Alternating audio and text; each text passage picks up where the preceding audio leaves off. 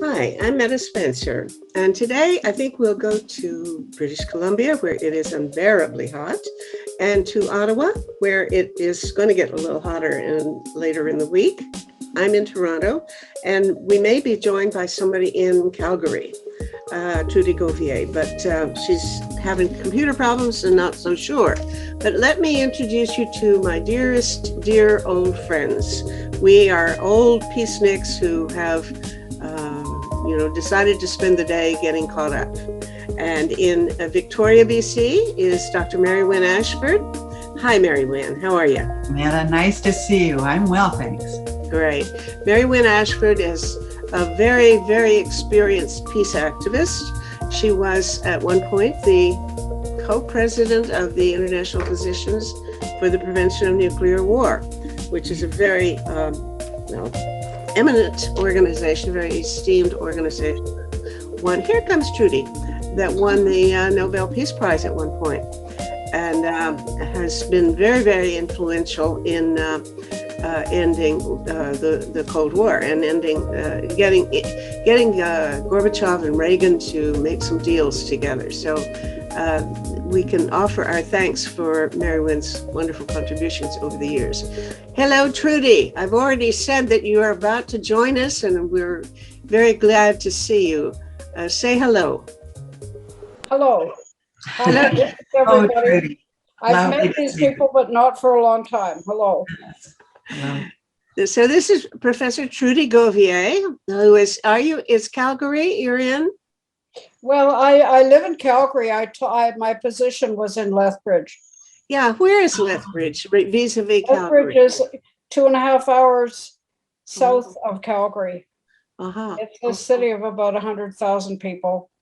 Fairly major Alberta Centre. The University of Lethbridge has about 8,000 students.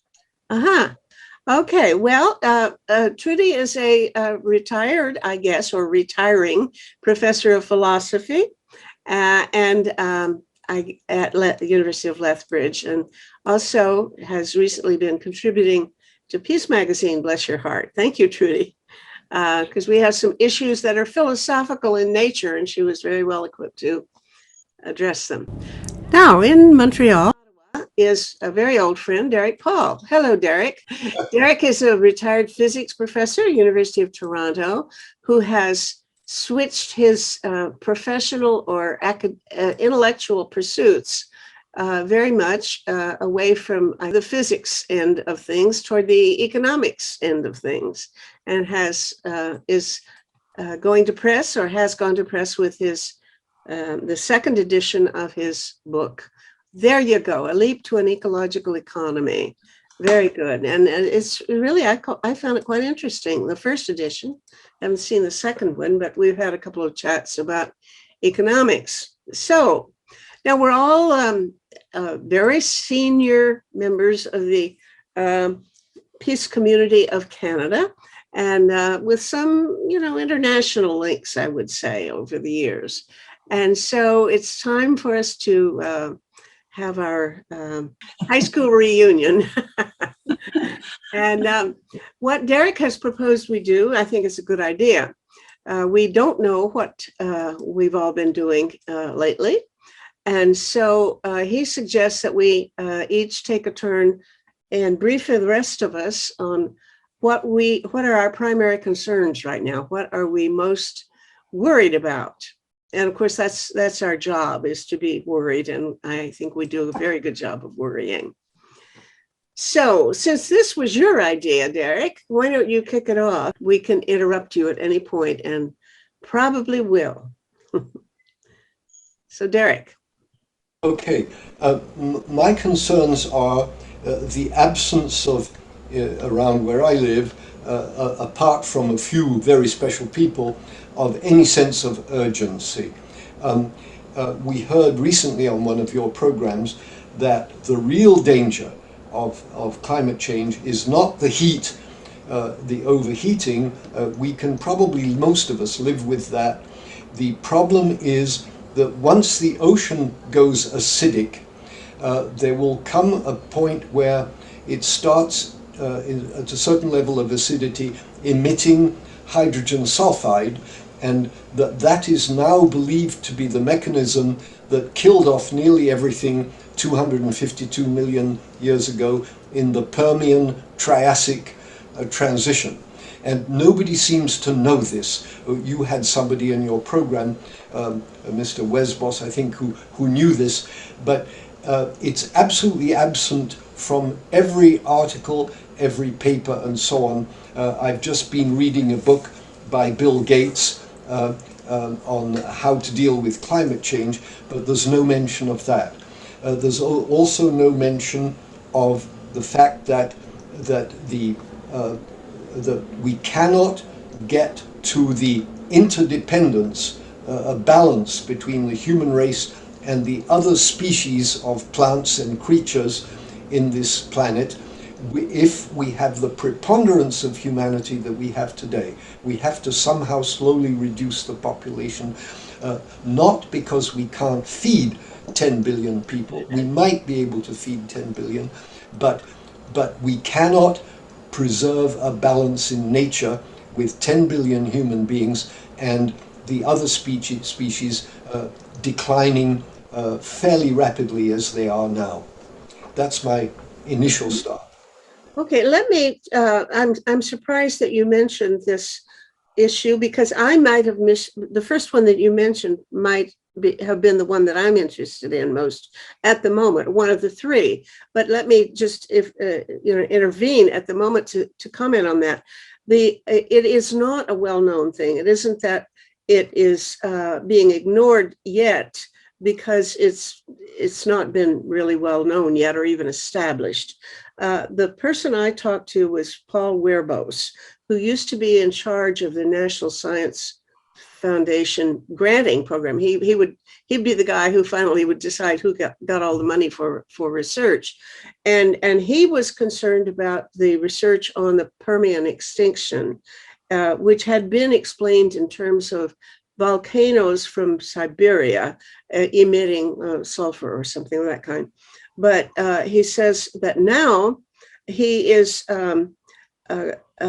convinced by just one chapter in a book by a guy named Ward and somebody with a K was his surname, on something like the history of life on Earth or something.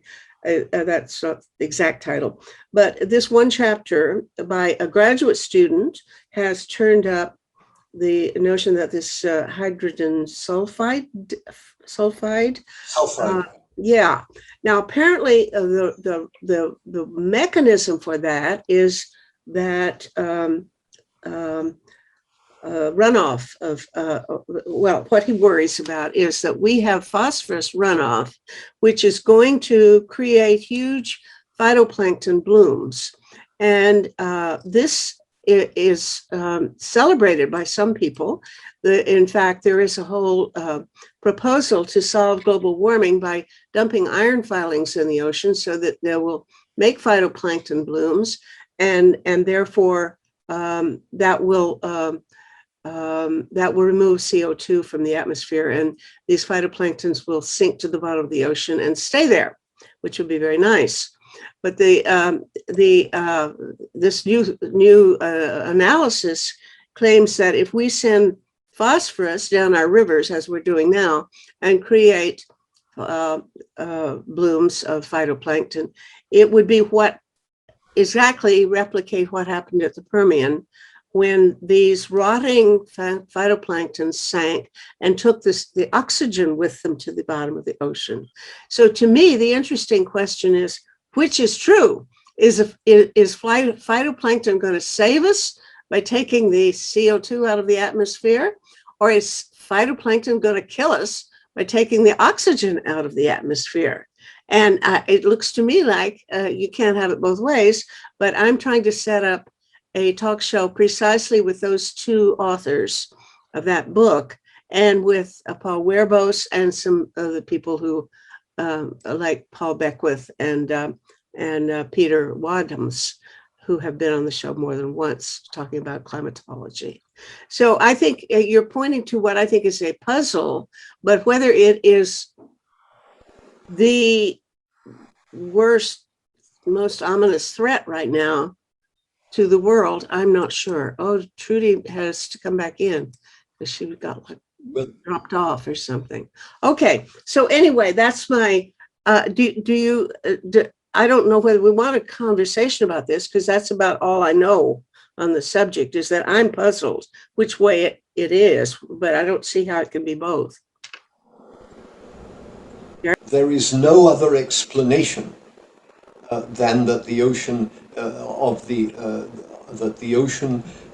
acidic ocean started at some point to emit hydrogen sulfide. If there were another explanation of the huge extinction, then surely I would balance against it. But I don't know, and I knew about the this aspect of the extinction long before Werber's that book was published.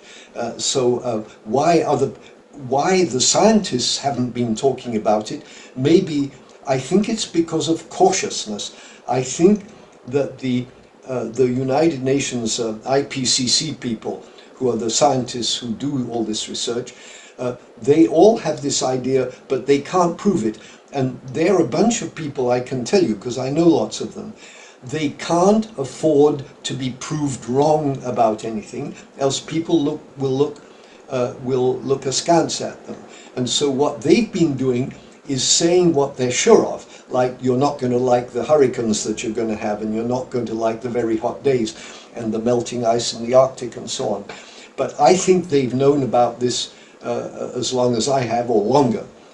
In fact, longer, because I only started looking at climate change in 1995. And in 1995, I worked out the because the climate deniers were saying that no, the heating up to then was probably due to just natural causes, and it wasn't due to all the carbon dioxide we were putting in the air. So I took the trouble to do some calculations, and I worked out the following statistic, which I've never published, so this is news. In 1995, I calculated that the probability that the heating until 1995 was not due to the humans putting carbon dioxide into the air was 2.5%, and the probability that it was due to the human race was 97.5%. But every year since then, that probability of it being just due to natural causes declined very, very rapidly from then till 2010.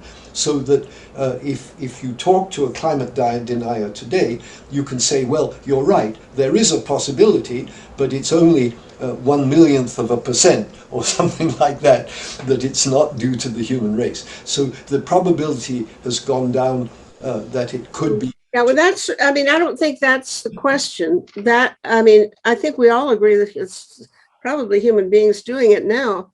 But anyway, I don't know that we can settle this, but I tell you what I'll do. I'll include you in the conversation where I put these people together. And you can question the guys who wrote that book. Their argument was that the hydrogen sulfide originally was thought, or 5-10 years ago, was believed to be from volcanoes in Siberia, but that he doesn't believe that's the case. They don't believe that's the case, and therefore you have to explain it in some of the ways. And they're explaining it in terms of algae blooms or phytoplankton. But here we are monopolizing this whole conversation before anybody gets a chance to share the spotlight. Let's get Trudy while we got you, because you've got you there. The system keeps crashing, and I better make use of you while I got you. That's actually a good idea. For the last 4 years or so, I've been president of the Plowshares Calgary Society, which is a descendant of Project Plowshares Calgary. We're a descendant because the national group had to relinquish all the local groups due to taxation requirements from Revenue Canada. Anyway, long story. So we're now a not-for-profit incorporated in Alberta. Uh-oh, you froze. Uh-oh. We've lost her. No, I think she's frozen. Yeah. Okay, Mary Wynn, your turn. Okay, well, I'm on a very different trajectory here.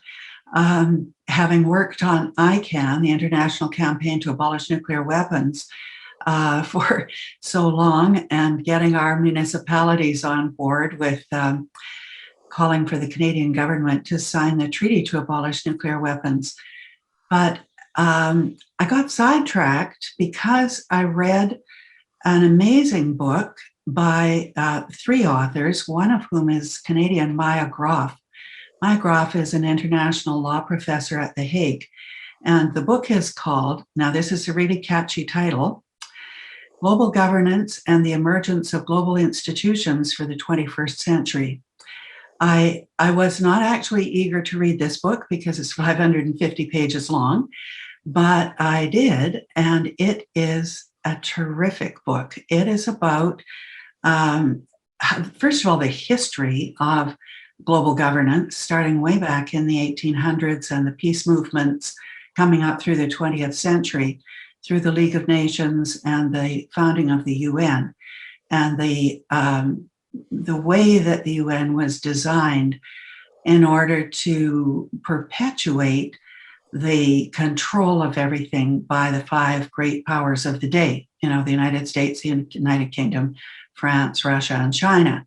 And that the General Assembly was set up really to be, as one of the Bush presidents described it, as a debating society, I think he said. They go through, these are very, very distinguished authors, all with lengthy experience at the United Nations. The other two authors are Arthur Dahl and Augusto Lopez Claros, who has years of experience at the IMF. So what they're writing about is what can be done now to either reform the United Nations so that all of the issues of war and peace and so on are not controlled by the Security Council and the vetoes there. How do we reform it so that there is citizen participation, and in particular, experts advising the various delegations? How do we increase citizen participation, and how do we increase the legal capacity of the United Nations to make rulings that are binding on all of the countries? So, in other words, like the best example that we can compare it to would be the European Union, where nations have to cede some of their sovereignty in order to have global issues resolved. So it's an utterly fascinating book. And I went on, after I'd read it, I brought Jonathan Down, my colleague, in to read it with me. And the two of us studied it and then said, we have to take this to more people. We engaged a group of 5 people, and we've now read the book for the 3rd time. We've been teaching it to university graduates, and now I've just completed a course that I led with them being facilitators. Did it on Zoom for 6 weeks, and it was called A Just Global Order. What it's based on is that the global issues we're facing require global solutions. And at the moment, the United Nations is not equipped to address those serious questions. The things that have to be changed, that are absolutely essential, are to reform the General Assembly so that it has authority, to stop the Security Council and transform it into an executive council of the General Assembly, to have a parallel citizens' assembly of about 800 people who would not be personally elected. They would be nominated by accredited non-governmental organizations with the UN. And then you would have gender parity and participation in all of the leading issues and the experts that were needed to serve on those. It would require a change in the militarization of the planet, such that countries would agree to give up their national militaries in order to have an international world peace force, which would be about 850,000 standing troops trained together with common equipment and so on. And that's estimated to cost about 150 billion a year, where the world is spending 1.29 trillion a year right now on global militaries. So that would free up a huge amount of money that would then be used for the other programs. Now, every issue that we're discussing, almost every issue, not yours, Derek, but the other issues of global warming and so on, are addressed in the book in terms of what is needed in global governance. It's an extraordinarily thorough discussion. It's absolutely beautifully written. Every time that we get together to discuss it, we say, I just read chapter 10 again. Isn't it beautifully written? Anyway, we decided that I would do the talking for this group. They helped with all the research on it and the facilitation. We started out thinking we would get 5 people come to this course. Every week over the 6 weeks, it increased until it was 96 people signed up. And of those, about 50 attended in person on Zoom, and 45 went to the recordings that I made of my talks. We did breakout rooms, which were absolutely fascinating. And I also gave them assigned movies to watch because there wasn't time during my short talks. And some of the people said, you know, your assignments were the best part of the whole program. So I'll just tell you very quickly what a couple of those were. The National Film Board movie called Paris 1919, which is Margaret Macmillan's history of the Treaty of Versailles. I included that because when you watch that group of men for the whole hour or whatever it is of the movie, and you realize the world was decided by that group of men. There's not a woman in the film.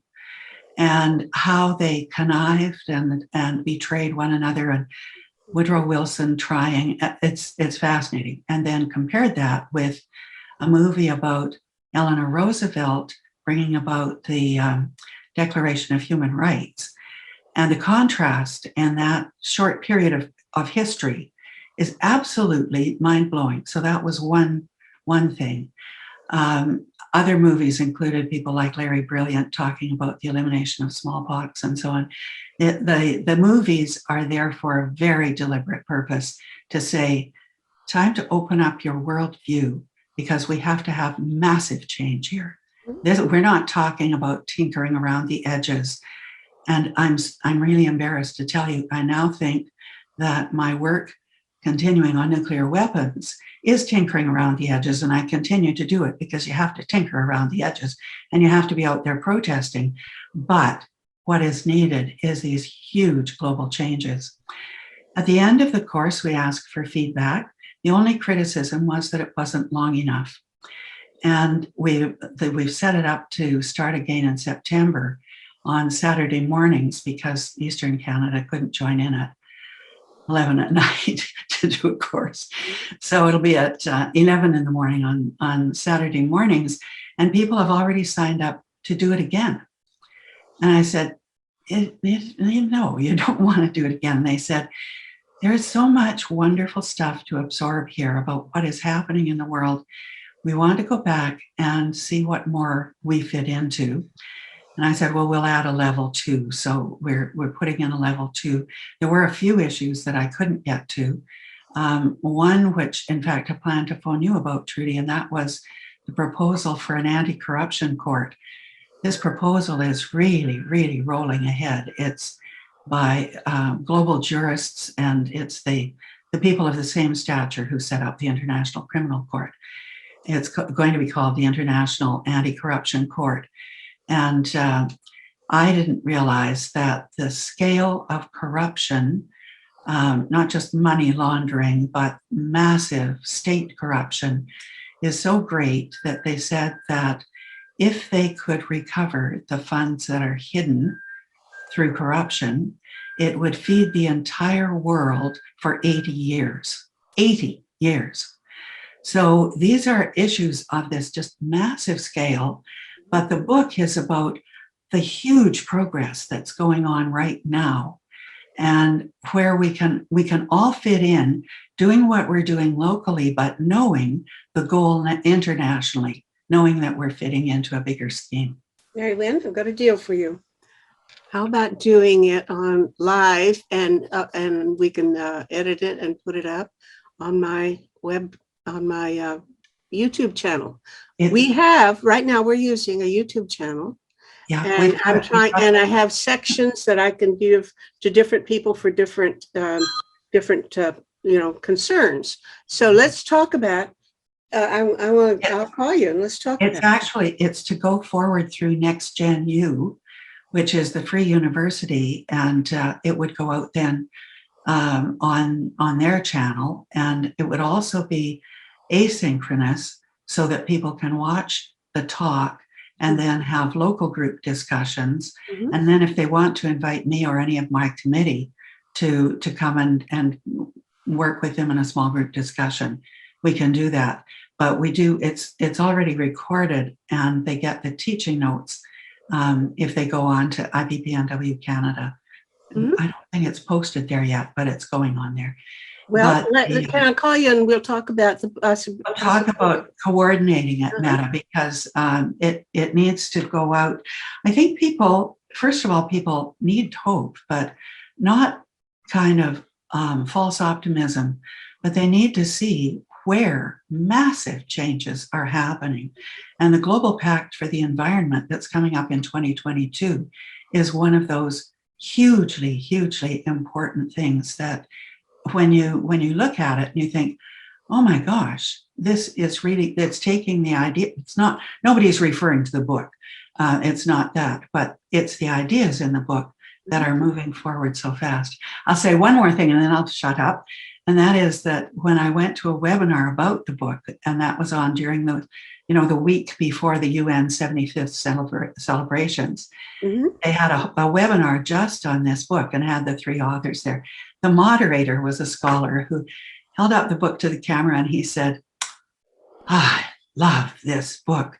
I used up 3 highlighter marker pens reading this book. And so did I. It's $140 to buy it, but I printed it. It's a free download. It's a free download from Cambridge University Press. Mm-hmm. So I downloaded it and had it printed up in 4 sections, and I covered it with notes and highlighter markers and everything else, sticky tapes. Anyway, so that's what I'm doing. Now I'll be quiet. Okay, that's wonderful to be, these are things I wouldn't have known, it's really important for us to be back in touch. Thank you. Okay, Trudy, welcome back. I'm back, and I don't know how long I'll manage here, so I just try to say a few things quickly. Yeah. So am I concerned I've not been as exalted as these others that we've heard, and I'm certainly not as well informed. Just working at the local level, I find it's hard to get people interested in peace causes. Mm-hmm. It's especially hard if they're young. We have had some success through a young staff person that we managed to hire.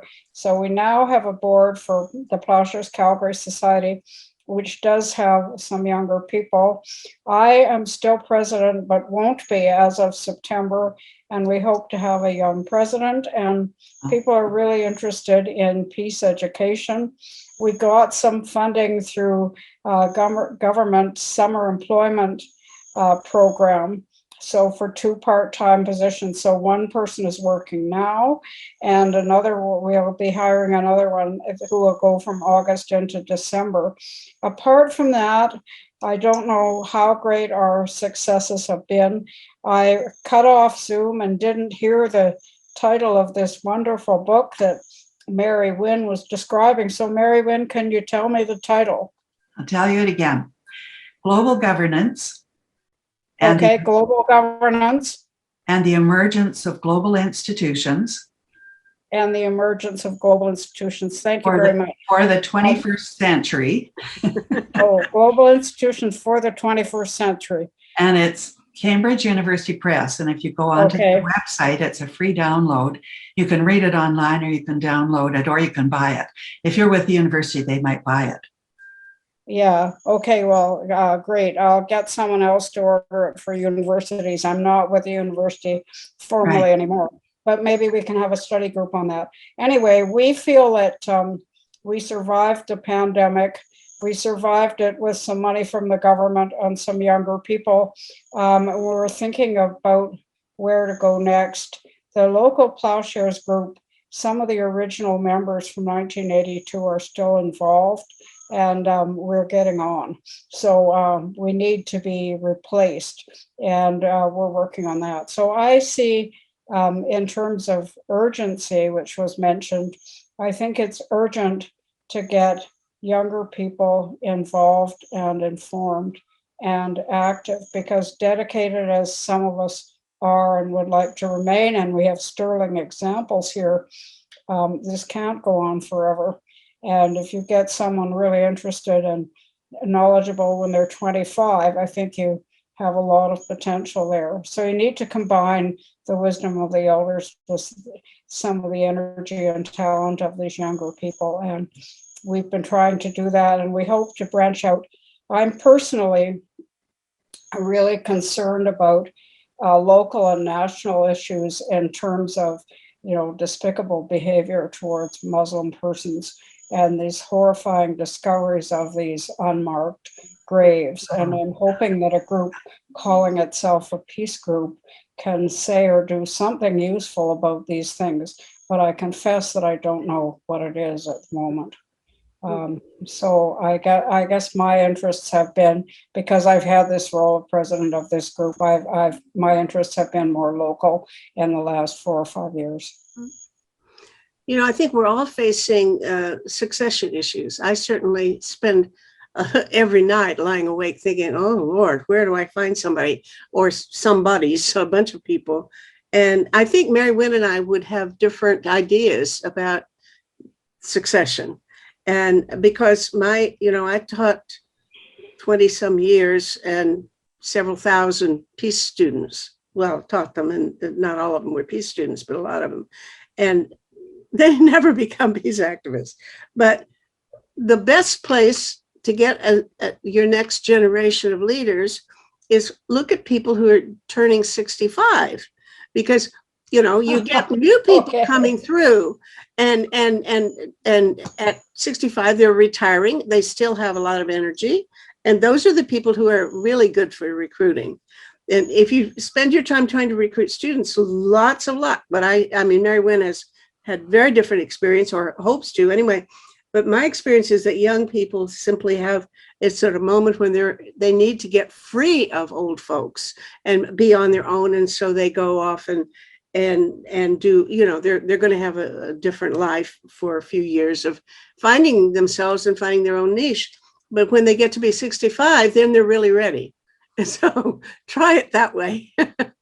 Mary Wynn. I'll respond to that. Yeah, right. Mary Wynn and I have had a go around on this before. So it's your turn, dear. I'm very keen on engaging the young people. We took a big chance a year ago when we were hiring a staff person for IBPNW Canada, because we had just reestablished ourselves as a charitable organization. And our membership and supporters are large, nothing compared to the 1980s, but significant, but not active. And so we decided to take a big chance. We hired 2 university students. They're 2 young women who are in political science at McGill. One's in physics and political science, which is an interesting combination, Derek. I guess you would approve of that. We've hired them, and they work for us half-time each, so equivalent to a full staff person. And they have gotten government grants to have administrative assistants and interns studying different approaches to high school students and university students. I would say they've multiplied our activity tenfold. we now have a regular monthly meeting with outstanding speakers, and these are recorded and put up on our website. Our website is now really active. Our newsletter comes out monthly, and it's become really exciting. They're posting to Facebook every 3 days. They use Instagram. I hate all that stuff, but they do it, and they're keeping it all up. They are extremely knowledgeable. The two staff that we've hired, one of them trained with ICANN in Nagasaki and Hiroshima 2 summers ago, and they have both continued to upgrade their knowledge of nuclear weapons and ICANN and campaigning and so on. But their emphasis is on consolidating student interest across the country. So they started with a group in Montreal that expanded to about 25 students, and each of us went on Zoom, spoke to those young people. And from that, I ended up with a small group at the University of Alberta, spoke to them, and they're much more interested in human rights and issues of race. And then I'm just trying to think of where the other ones, when they put out the request for interns to come for free to work with our staff, we got 5 applications right away. We had many more applications for the paid positions, and so ended up getting outstanding people. We also got young people in their late 20s applying, but the government grants stipulated students, and we had set the age level. I can't remember what the age level was, but it cut out a 29-year-old. So the interest is there. They're looking for jobs. They're idealistic. They're supremely capable of university level research. The other place that we're engaging young people is that Jonathan Down and I mentor medical students who are interested in doing a research project. Most of the schools now have an option period for medical students in each year, and they can put in a certain number of hours. The students choose how many hours. So we usually get the ones that want to do a 60-hour project. And they choose a research project, and then we act as their mentors. And that's been very, very rewarding. What are some of the projects that they've taken on? Yes, one did, Vincent So did the medical issues, the health consequences of the sanctions on North Korea. He was originally from South Korea, but grew up in Canada, and was very concerned and wanted to know more about reunification and what's going on there. Did a terrific amount of research, and then had a short blog published in the Canadian Medical Journal as a result of that short time with us. Another one worked on issues of eco-anxiety with high school students. What? And with what?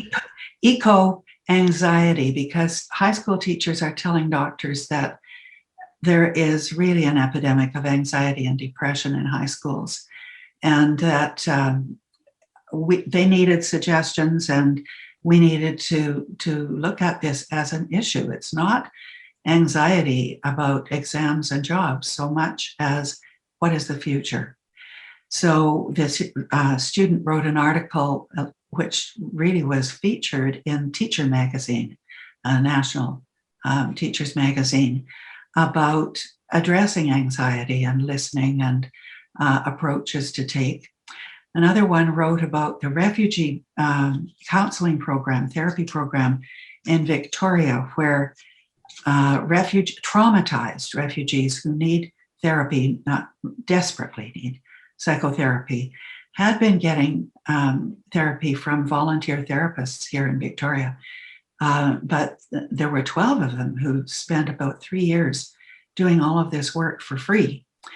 And then the demand was growing so much, they also got government grants. And now they have an extensive, very highly organized program. There's government grants to fund these volunteer projects? the therapists are now being paid so that they can continue.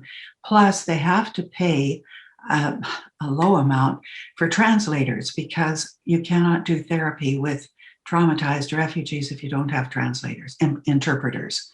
And then they discovered that they had to engage the entire family. So this program has grown, and a medical student wrote that one up for us and had it published in the Victoria magazine. I have a sign on my door that says, "Do not ring the doorbell," but we're going to ignore it. Anyway, and then the most recent one has done a study about when medical workers go into high-risk zones like war zones, like Médecins Sans Frontières and other charitable organizations. When they go to do that work, what are the security arrangements, and are they contracting out to outside security firms? Are they protected by military? How does that work? And we encouraged him to look at the whole ethical situation of trying to provide safety for workers doing humanitarian work. So he has done a brilliant piece and submitted it. That's a very interesting question. What was his conclusion about how to provide security for these people? Because I've got a recollection I want to bring to bear on this. Yeah, it's complex, Meta. I don't think I can summarize it, but he goes into ethics of humanitarian work and what the doctor's role is. He's written it up for the British Columbia Medical Journal, and I'm quite sure that they'll run it. But I wonder if I can put him in touch with you and see if he could write a shortened version for you for Peace Magazine. Well, or a talk show. I do talk shows every day of the week. Terrific personality. Yeah. Look, I mean, the reason you making my ears flap is I'm thinking back to maybe 20 years ago or more, 25, when down at the Harborfront, there was a debate. It wasn't billed as a debate, but it turned out to be a debate between James Orbinski and Louis Mackenzie. Louis Mackenzie being the guy who was in charge of the military, the peacekeepers in Sarajevo. Yeah. Well, what he had decided to do, Mackenzie had tried to do, was he didn't have any way, these peacekeepers, they didn't have anything to do. They couldn't shoot at the Serbs, or they couldn't do any of the military things. So he assigned them to be the guards for the doctors. So there were always physicians being called upon, physician for the Médecins Sans Frontières doctors were there, I gather. And they would be called upon to go take care of somebody whose leg had been blown off or something. And so these peacekeepers would go with him. Now, what James Orbinski did in that conversation, he said, "Leave us alone." He said, you're confusing people. You have these military people coming along with us doctors, and they think, and then we become targets. That's or right. It's confusing about what. There are other places where the peacekeepers have been charged with running up on giving people, ringing on the doorbell and giving people a bag of groceries. Well, yes, the people need groceries, but what happens when you get the peacekeepers into the business of humanitarian work is you blur the distinction between them. And Orbinski at that point said, "Don't do that." Yeah. So that's why I thought, if this guy is taking a different position, I don't know that you could say that there was any security, because I think Orbinski was saying, we take our chances when we go take care of people. We don't have security, and we know that we're not getting it. And you're not making us more secure if you come along with us. That's right. He also addresses the conflicts that come up if you choose to have security by the local people, and then you have to pay them. And then pretty soon you find yourself bribing. And the issues are really, really complex. But he did a beautiful job, and there's not a lot written in the literature. He had a hard time, in fact, searching this in the literature, because the humanitarian organizations don't write it up for that. Mm-hmm. And there was one key article where he said, this just doesn't tell me what's happened since 2010. And I said, well, phone the author. And he was dumbfounded. He said, phone the author. And I said, she'll be so delighted that somebody cares about her writing. She will. Mm-hmm. And she did. She gave him lots of answers and things to follow up. But it was his thinking through the ethical dilemmas that I think makes his article so interesting. Mm-hmm. Which way did he come down on it? Did he say that they needed some kind of security? But if so, what did he want? No, he said that if you're thinking of going and working in a war zone, you're going to be taking your chances. Okay. Yeah. Well, that fits what I think Orbinski said at that point. Yeah. I imagine he would still say it. That they can't guarantee your security, and you just have to work as much as you can in establishing trust. Yeah. Okay, good. Well, now is Trudy gone again? Poor lady. I want to ask Mary Wynne about what she said, but I want to go right back to what she said at first, which is about this remarkable book. And of course, the reforming the United Nations, as Mary Wynne knows, is a concern that was very much a concern in Science for Peace. Yes, absolutely. A remarkable conference was held around 1983, if I remember, and or four, and Eric Fawcett and Hannah Newcomb edited a book which was cited to be the best book on the subject up to that time. In 1985 it was published. It was simply called United Nations Reform. Some of the things Mary Wynne mentioned from this new book sounded exactly like three of the issues that were discussed in Eric Fawcett and Hannah Newcomb's book, 1985. So it brought me back to that, and I've often wondered why one doesn't hear more about the United Nations Economic and Social Council. There isn't just one council. Everybody knows about the Security Council because it's so infamous, but I think that one of the things that we can do, in fact, it's the strongest recommendation in my book, is that the United Nations Economic and Security Council, I'll read it to you if you like, but if it's not important that I read it now. But I think this council has a very, very major role, and I want to know what these three authors say about seeing the Economic and Social Council of the UN, or do they want to reform that as well? Well, they do talk about it, Eric, and I'm sorry you're touching on something that my feeble brain has not held on to. They talk about ECOSOC being weakened and its tasks being taken over. And I can't tell you, actually I can probably, well, no, I'll tell you to look it up. If you go to the Cambridge website, Cambridge University Press, look up the book and then go to the index and look up ECOSOC, you'll get the section where they describe what's happening.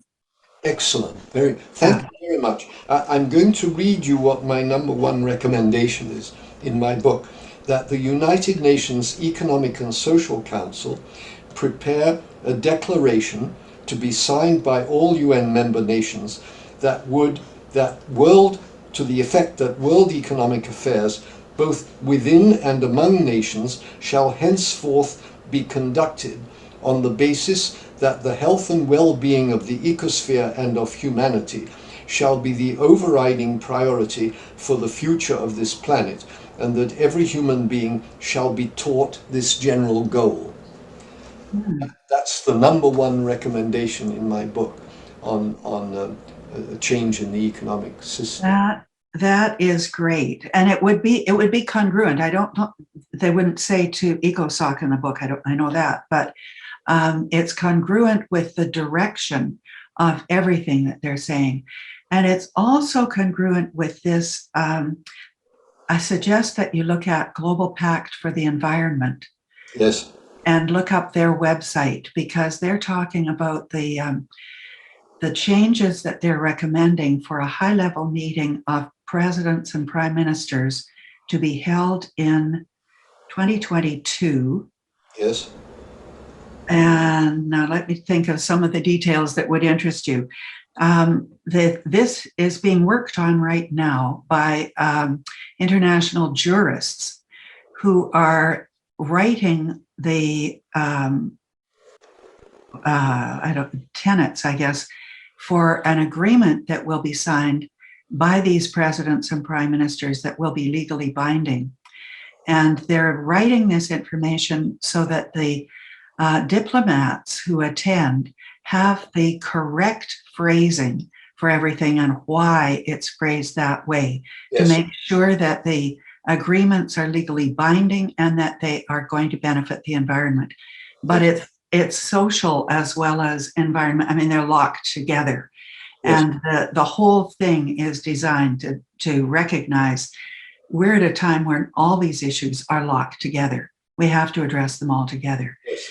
And that's where I'm finding a lot of hope in this, simply in the fact that international jurists are working on it so hard in a year in advance. It's tremendously encouraging. Yes. I don't know Yes. if you knew Helmut Burkhardt, but yes. at one time, around about 1999, he was president of Science for Peace. And his major interest was changes in global governance, so that he would have been absolutely thrilled about this. He died about 3 years ago. And he would have been thrilled about these developments that you're talking about. Yeah, and you know, they pick up on these key books all the way through. They quote Jonathan Schell all the time, which I just love because I thought Jonathan Schell was so brilliant. But they also, in tracing the history, they give credit to all the thinking that's gone on with Grenville Clark and Albert Einstein and Bertrand Russell and so on. And it all builds. The book is sort of spiral in the way that it goes back to principles again and again and again as it goes. I'm just in awe of the writing. Well, this is so encouraging. I'm just thrilled with this news. I think it's fantastic. Well, I am too, Derek. That's why I'm so excited about working on this course. I've been working absolutely almost day and night to get the last few things done so that I can send correct texts to publishing houses. And they also want they want the authors to do the word list for the index. They're prepared to do the index, which is a lot of work, but they're not prepared to select which words to put in the index. Right. You do that. I didn't know. Did you have this with your books, Meta? Oh, I love making indexes. You use Excel and it is just absolutely fun. I would even love to volunteer to do it for you because I enjoy it so much. There's no reason for you to have anybody else do it for you. It's just a piece of cake. If you don't know how, I'll show you how in 5 minutes. Oh, please. But let me go back to another thing about this book that Mary Wynn gave us a précis of, and that is the reference to the Parliamentary Assembly, or the new extra house of, I guess it's what I would call a Parliamentary Assembly, but your proposal seems to be that it would be elected by NGOs. Well, that's an nominated. Oh, and okay. then there would be a selection committee that is elected by the General Assembly. So the selection committee has the set of criteria they're looking for. They look through all the this is my understanding.